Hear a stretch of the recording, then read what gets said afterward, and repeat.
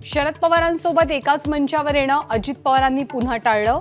पिंपरीमधल्या 100व्या नाट्यसंमेलनाच्या कार्यक्रमात शरद पवार आणि मुख्यमंत्री शिंदेंची उपस्थिती।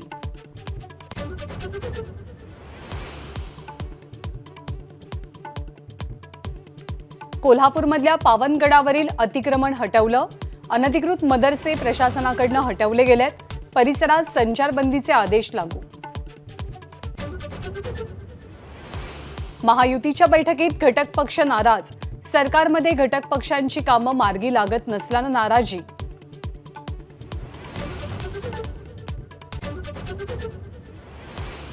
दक्षिण मुंबईमधल्या गिरगावात आज आदित्य ठाकरेंची जाहीर सभा।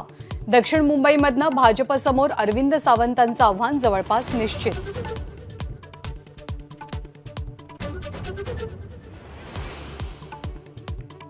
बॅलेट पेपरवरती निवडणुका झाल्यास 33 कोटी देवही तुम्हाला वाचवू शकणार नाहीत। संजय राऊतांचा भाजपला खोचक टोला।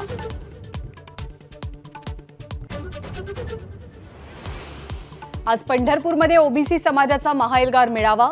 छगन भुजबळ आणि इतर ओबीसी नेते उपस्थित राहणार।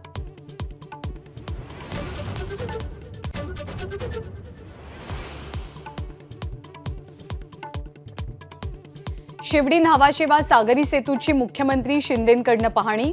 अटल सेतू गेम चेंजर प्रकल्प निवडणुका डोळ्यासमोर ठेवून कुठलीही कामं करत नाही। मुख्यमंत्र्यांचा विरोधकांना टोला।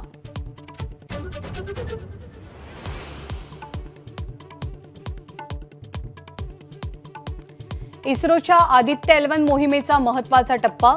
आज आदित्य L1 लँग्रेज पॉइंट जवळ पोहोचणार। आदित्य L1 5 वर्ष सूर्याचा अभ्यास करणार।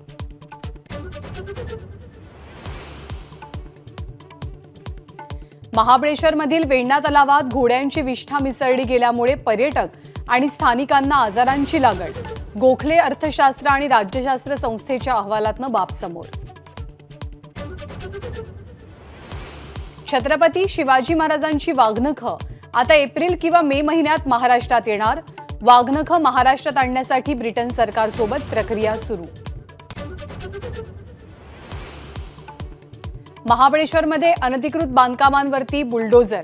पहाटे 5 वाजल्यापासून 3 ठिकाणच्या अतिक्रमणावर धडक कारवाई।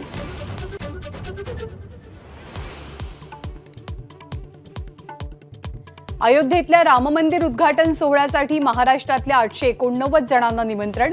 534 विशेष निमंत्रित। 355 साधू महंतांनाही आमंत्रण। शेतकऱ्यांसाठी पुढचे 48 तास धोक्याचे। 48 तासात महाराष्ट्रासह अनेक राज्यात अवकाळीची शक्यता। भारतीय हवामान खात्याचा अंदाज।